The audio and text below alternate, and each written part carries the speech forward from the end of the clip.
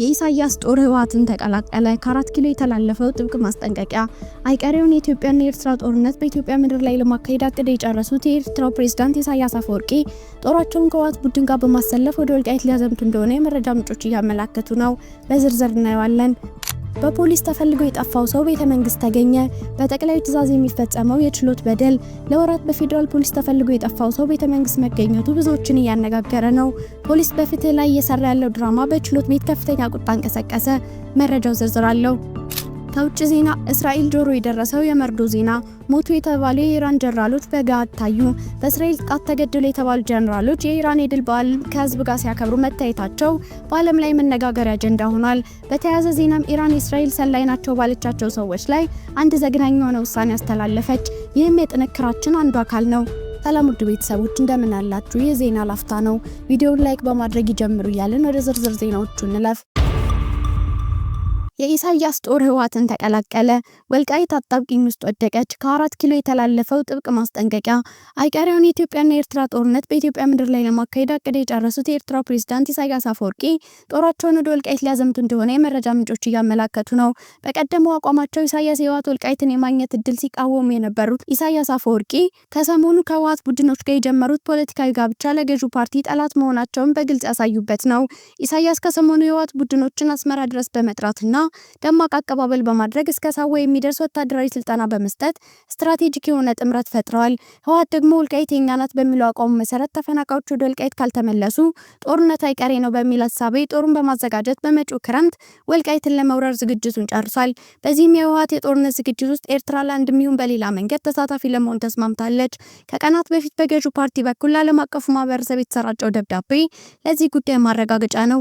ኢሳያስ በኢትዮጵያ ላይ የእጅ አዙር ጦርነት ከፍቷል የሚለው ደብዳቤ ኢሳያስ ታጣቂዎችን በገንዘብና በቁሳቁስ በመርዳት እንዲሁም የራሳቸውን ጦር በማስታጠቅና በማዝመት የኢትዮጵያን የግዛት አንድነት ጥሰው ገብቷል የሚል ወቀሳ እንደቀረበባቸው አይዘነጋም። የውጭ ጉዳይ ሚኒስቴር ጌዲዮን ለዓለም አቀፉ ማህበረሰብ በጻፉት መልእክታቸው ከኤርትራ ጋር ያለው ችግር በሰላማዊ መንገድ ለመፍታት የተደረገው ጥረት አልተሳካም።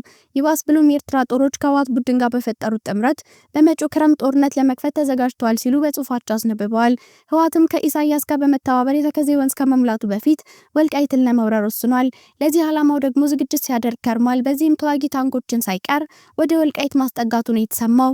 እናም ህወሓት በኢሳያስና በሱዳን ውስጥ ባለው ጦር ታግዞ ወልቃይት ላይ ሙት ሽረት ትግል ለማካሄድ የመጨረሻው ምዕራፍ ላይ እንደደረሰ ነው ከመረጃ ምንጮች ለማወቅ የተቻለው። ቪዲዮዎቻችንን ላይክ ማድረግ አይርሱ እያልን ወደ ቀጣዩ ዜና እንለፍ። በፖሊስ ተፈልጎ የጠፋው ሰው ቤተ መንግስት ተገኘ። በጠቅላይ ትዕዛዝ የሚፈጸመው የችሎት በደል። ለወራት በፌዴራል ፖሊስ ተፈልጎ የጠፋው ሰው ቤተ መንግስት መገኘቱ ብዙዎችን እያነጋገረ ነው። ፖሊስ በፍትህ ላይ እየሰራ ያለው ድራማ በችሎት ቤት ከፍተኛ ቁጣ እንቀሰቀሰ። በመላው አዲስ አበባ ሲፈለግ ጠፋ ተብሎ ቤተ መንግስት የተገኘው ግለሰብም ማነጋገሩን ቀጥሏል።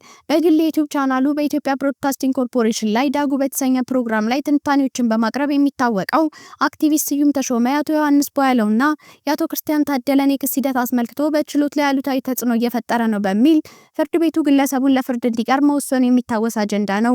ግለሰቡን ይዞ እንዲያቀርብ የታዘዘው የአዲስ አበባ ፖሊስም ከአንድም 3 ጊዜ ፍርድ ቤት ቀርቦ አክቲቪስቱን ማግኘት አልቻልኩም በማለት ጉዳዩ አግራሞቱን ፈጥሮ የነበረ ሲሆን ግለሰቡ በፌዴራል ፖሊስ አጃቢነት እየተንቀሳቀሰ እንዴት ፖሊስ ግለሰቡን ማግኘት አልቻልኩም የሚል ምላሽ ሊሰጥ ይችላል በሚል በርካቶች መጠየቃቸው የሚታወስ ነው።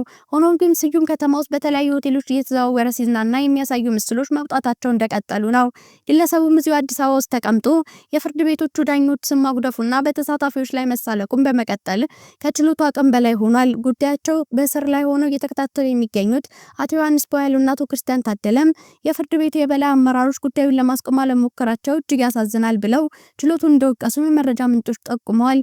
አቤቱታውን ያቀረቡት አቶ ዮሐንስ ቦያለው በበኩላቸው የአቃቤ ሕግ ምስክሮች ለደህንነታቸው ሲባል የስም ዝርዝራቸው እንዳይደርሰን ተከልክለን እያለ አቃቤ ሕግ በአቶ ዮሴ አበጀ በኩል አቶ ስዩም ተሾመ ሰጥቶት በማህበራዊ ሚዲያ ማን እንደሚመሰክርብን ነግሮናል። ፍርድ ቤቱ የሚቀጣን ቅጣት ከወዲሁ ግለሰቡ በግልጽ እየነገረን ነው። እኛ በቁጥጥር ስር እያለን ይህ ሁሉ ዘመቻ ሲፈጸምብን ፍርድ ቤቱ ለምን ማስቆም አልቻለም ሲሉ ድምጻቸውን አሰምተዋል። ችሎቱ በበኩሉም አሁን ጉዳዩ ከኛ ወጥቶ የፍርድ ቤት ጉዳይ ሆኗል። ከዚህ ችሎት አልፎ አጠቃላይ የፍትህ ስርዓቱን የሚመለከት እየሆነ ነው። ለፌዴራል ፖሊስ ደጋግመን ትዕዛዝ መስጠታችንን ታውቃላችሁ። ማቅረብ የሚችለው ፖሊስ ነው። ፖሊስ የፍርድ ቤቱን ትዕዛዝ ካልፈጸመ የፍርድ ስርዓቱ ጥያቄ ውስጥ መሆኑን ይጠቁማል። ለጊዜው ከኛ አቅም በላይ ነው ሲሉ ዳኞቹም ተናግረዋል። ችሎቱ አያይዞም የፌዴራል ፖሊስ ለአራተኛ ጊዜ ስዩም ተሾመን አስገድዶ ፍርድ ቤት እንዲያቀርብ ተለዋጭ ቀጠሮም ሰጥቷል። በዚህ መረጃ ላይ ያለው ሀሳብ ምንድነው? መልሶን በኮሜንት ያሳውቁን እያልን ወደ ውጭ ዜና እንለፍ። እስራኤል ጆሮ የደረሰው የመርዶ ዜና ሞቱ የተባሉት የኢራን ጀነራሎች በገሃድ ታዩ። በእስራኤል ጥቃት ተገደሉ የተባሉ 3 የኢራን ጦር መሪዎች የኢራን የድል በዓልን ከህዝብ ጋር ሲያከብሩ መታየታቸውን አናዶሉና የኢራን የሀገር ውስጥ ብዙሃን መገናኛዎች ዘግበዋል። እስራኤል ከሰኔ 13 ጀምሮ የኢራን የጦር ጀነራሎችን መግደሏን ያስታወቀች ሲሆን 3ቱ የኢራን የጦር መሪዎች በትናንትናው ዕለት ኢራን የድል በዓሏን ስታከብር ከህዝቡ ጋር በመገኘት አክብረዋል ብለዋል ምንጮቹ። ከዚህ ውስጥ አንዱ የሆኑት የእስላማዊ አብዮት ጥበቃ ኮርፕስ ቅዱስ ኃያል አዛዥ ብርጋዴር ጀነራል እስማኤል ቃኒ በዓሉን ከህዝብ ጋር ማክበራቸውን የኢራን የሀገር ውስጥ ብዙሃን መገናኛዎች ዘግበዋል። በኢራን ታስኒም የዜና አገልግሎት የተለጠፈ ቪዲዮ ቃኒ በዝግጅቱ ላይ ከተሰበሰቡት መካከል አሳይቷል። ኤጀንሲው በኤክስ ላይ ኮማንደር ቃኒ ዛሬ በተካሄደው የቴህራን የድል በዓል ላይ ይገኛሉ ሲሉ ተናግሯል። በዚህ ወር መጀመሪያ ላይ የኒውዮርክ ታይምስ ጋዜጣ ቃኒ በእስራኤል ጥቃት የተገደሉት የኢራን የጦር መሪዎች መካከል አንዱ እንደሆኑ ዘግቦ እንደነበር የሚታወስ ነው። በተመሳሳይ የወቅቱ የመከላከያ ሚኒስቴርና የአየር ኃይል አዛዥ የነበሩ ብርጋዴር ጀነራል አዚዝ ናስር ዛዴስ በሰኔ ወር መጀመሪያ ላይ በመከላከያ ሚኒስቴር ላይ በተፈጸመ የአየር ጥቃት ተገድለዋል ተብሎ የነበረ ቢሆንም በህይወት እንዳሉና አሁንም በስልጣን ላይ እንደሚገኙ ተስኒም የዜና ወኪል ዘግቧል። የአያቶላ አሊ ሀማኒ ከፍተኛ አማካሪና የደህንነት ዋና አማካሪ አድሚራል አሊ ሻምካኒ እንደ አውሮፓውያን አቆጣጠር ሰኔ 13 ቀን 2025 በእስራኤል የአየር ጥቃት መሞታቸው ከተነገሩ አንዱ የነበሩ ናቸው። አድሚራል አሊ ሻምካኒ በድሉ በዓል ላይ በመገኘት የድል በዓሉን አክብረዋል ሲሉ የኢራን የዜና ወኪሎች ዘግበዋል። በተያያዘ ዜና ኢራን ለእስራኤል ሲሰልሉ የነበሩ 3 ሰዎችን በስቅላት ቀጣች። ኢራን የፍትህ አካላትን ጠቅሰው የሀገሪቱ የዜና ወኪሎች እንደዘገቡት ለእስራኤል በመሰለል የተከሰሱ 3 ሰዎች ቴህራን በስቅላት ቀጣለች። የሚዛን ኤጀንሲ ግድያ ለመፈጸም መሳሪያዎችን በህገወጥ መንገድ ወደ ሀገር ውስጥ ለማስገባት ሞክረው እንደነበረም በዚህ በፍርድ ቤት ተፈርዶባቸዋል ብሏል። ኤድሪስ አሊ፣ አዛድ ሾጃይ እና ረሱል አህመድ እስራኤልን ለመተባበር ሲንቀሳቀሱ ተይዘው ለፍርድ የቀረቡ ሰዎች ናቸው ሲል ዘገባው አክሏል። ኢራን ለ12 ቀናት በዘለቀው ግጭት ከእስራኤል ጋር ግንኙነት ነበራቸው ተብለው የተከሰሱ 700 ሰዎችን በቁጥጥር ስር መዋሏንም የሀገሪቱ የመረጃ ምንጮች ኑር ኒውስ ዘግቧል። ከኒውክሌር ሳይንቲስቶች ግድያ ጀምሮ የኢራን የኒውክሌር መርሃ ግብር ለመናድ በደረሰው ሂደት ሰላዮቹ ሚና እንደነበራቸው ተመላክቷል። በቅርቡ ከእስራኤል ጋር ለ10 ዓመታት ከዘለቀው የጀርባ ጦርነት በኋላ የፊት ለፊት ግጭት ውስጥ ገብታ የነበረችው ኢራን ከሞሳድ ጋር ግንኙነት ነበራቸው ያለቻቸውንና በርካታ ግለሰቦችን በሞት መቅጣቷ ይታወሳል። ውድ የዜና ላፍታ ቤተሰቦች የሰዓቱ መረጃዎቻችን ያዳመጣችሁትን ይመስል ነበር። ስለተከታተላችሁን እያመሰገንን ቻናላችንን ሰብስክራይብ በማድረግ ቤተሰብ እንድትሆኑ እየጋበዝን በዚሁ ተሰናበትን። ጤና ይስጥልን።